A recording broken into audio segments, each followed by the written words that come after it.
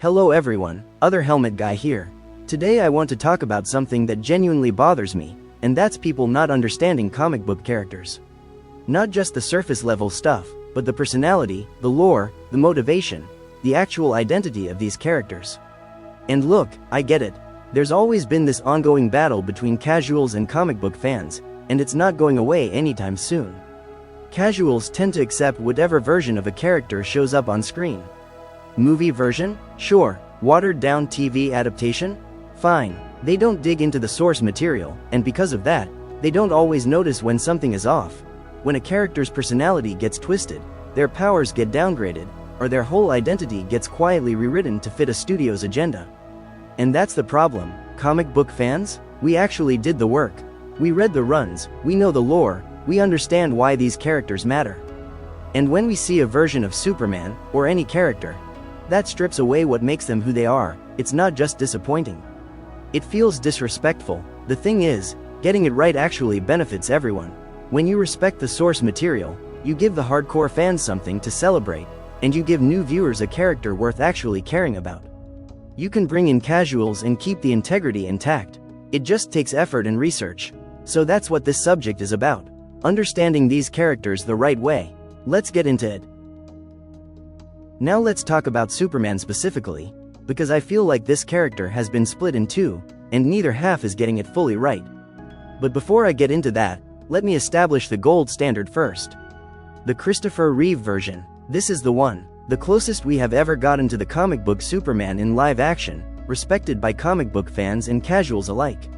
It balanced everything. The confidence, the warmth, the authority, the humanity. It didn't need to be dark to be serious, and it didn't need to be goofy to be likable. That's the benchmark. Everything else gets measured against that. So with that in mind, let's look at what came after. Zack Snyder's Superman. There are things I actually respect about this version. He's independent, resourceful, he carries real authority and confidence.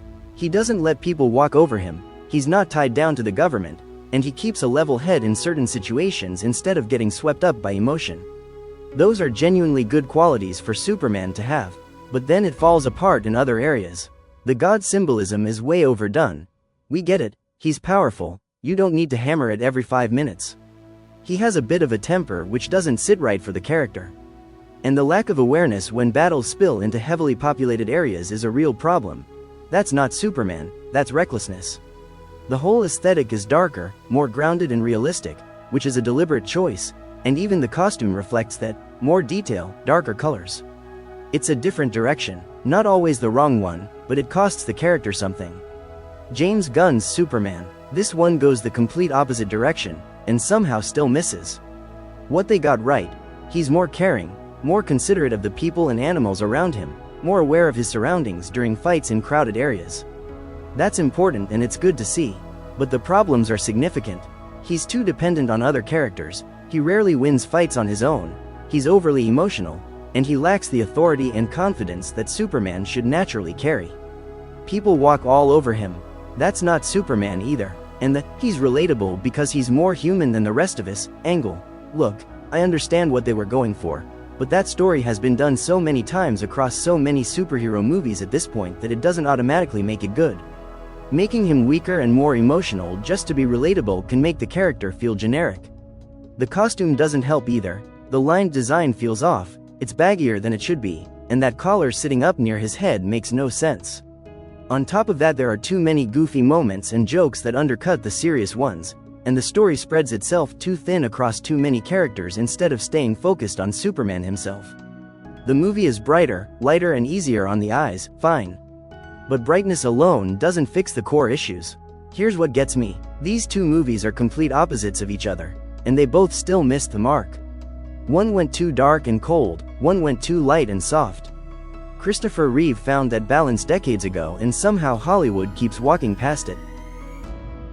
Now Christopher Reeve isn't the only one who got it right. There have been other Superman adaptations that genuinely understood the character, and they deserve recognition too. Sure, some of them take liberties with the source material here and there. But each one treats the character with respect and care. The personality is intact, the development feels earned, and the storytelling goes in its own independent direction without losing who Superman actually is. None of them character assassinate him. None of them turn him into something unrecognizable, like Homelander from The Boys, or a Viltrumite from Invincible. They're different takes, but they all carry the same soul. And what's interesting is how different each one is in terms of what story it chooses to tell. Tom Welling in Smallville. This one is all about the journey before the cape. It focuses on Clark's development through high school, his relationships with friends and family, the obstacles he faces, the villains he encounters, learning how to work alongside other heroes. It's a full character study of who Clark Kent is before he becomes Superman. And it earns every step of that transformation. Dean Cain in Lois and Clark. This version centers on something different entirely, the relationship between Lois Lane and Clark Kent. The bond between them, the slow build of love and trust, all set against the backdrop of journalism in the Daily Planet. It's grounded, it's character-driven, and honestly it's one of the most underrated Superman shows out there. Deserves way more credit than it gets. Brandon Routh in Superman Returns. This one is interesting because it was intended as a continuation of the Christopher Reeve films, and Routh himself absolutely had the essence of the character. Unfortunately, the movie was held back by pacing issues and weak storytelling, and it didn't perform well enough to continue. But then he came back as the Kingdom Come version of Superman, older, weathered, carrying the weight of everything he'd been through, and he was outstanding. That performance alone showed he had the potential for a whole run of films. It just never happened, and that's a genuine shame. Tyler Hoechlin in Superman and Lois. This one takes a completely different angle, the family. It's about Clark balancing everything as a husband and a father, his bond with Lois, raising his sons, watching them discover their powers and learn to use them responsibly. The whole show is built around facing threats together as a unit. And without giving too much away, it has one of the best Superman endings I've ever seen. Full stop. Each of these versions is different. Different tone, different focus, different era. But almost all of them carry the true essence of who Superman is. None of them lose the identity. None of them disrespect what the character stands for. That's what it looks like when you actually care about getting it right. Anyway, those are my thoughts on Superman and the different versions we've gotten over the years. I'd love to hear what you think. Let me know in the comments below which version is your favorite and whether you agree or disagree with anything I said. But as always, thanks for watching.